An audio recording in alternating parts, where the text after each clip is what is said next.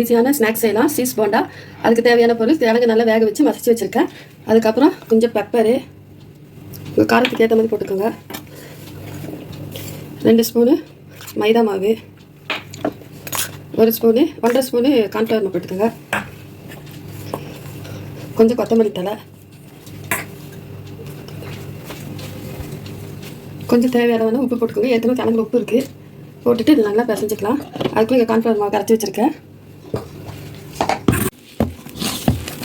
நல்லா தண்ணியே ஊற்றாத நல்லா மிக்ஸ் பண்ணிக்கலாம். உங்களுக்கு கையில் ஒட்டுற மாதிரி இருந்தால் திரும்பவும் கொஞ்சோண்டு மைதா மாவு போட்டுக்கோங்க.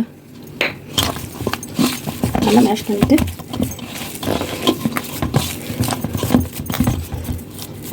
அதுக்குள்ளே ஆயில் ஹீட் ஆகட்டும். அதுக்குள்ளே சீஸ் எடுத்துக்கலாம். உங்களுக்கு தேவையான அளவு எடுத்துக்கலாம். அதை வந்து 1/4 spoon pepper, 1/4 spoon chilli flakes. இது வேணும்னா சேர்த்துக்கோங்க, வேணா ஸ்கிப் பண்ணிக்கோங்க. கொஞ்சம் கொத்தமல்லி தழை இது போட்டு நல்லா பிசைஞ்சிக்கலாம். உள்ளே ஸ்டஃப் பண்ணுறதுக்கு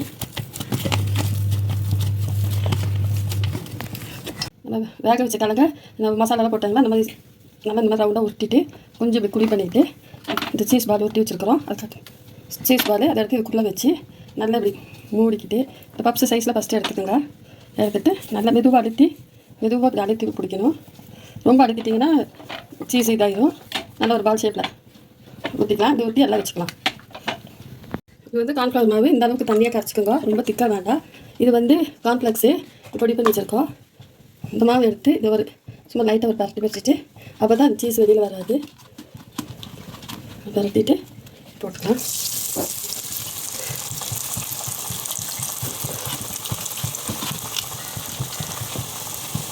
குழந்தைங்களுக்கு செஞ்சு கொடுங்க.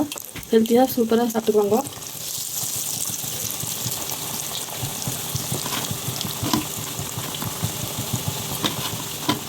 இந்த பிரெட் கிராம்பில் கூட செஞ்சுக்கலாம்.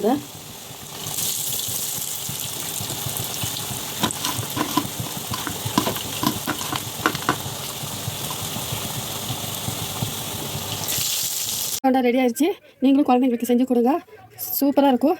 விற்கும் போதே குழந்தைங்களுக்கு ஒரு ஆசையாக ஒரு சீஸெல்லாம் பார்த்தா சாப்பிட்ருவாங்க. சாப்பிட்டு பார்த்து பிடிச்சிருந்தா ஷேர் பண்ணுங்கள், லைக் பண்ணுங்கள். தேங்க்யூ.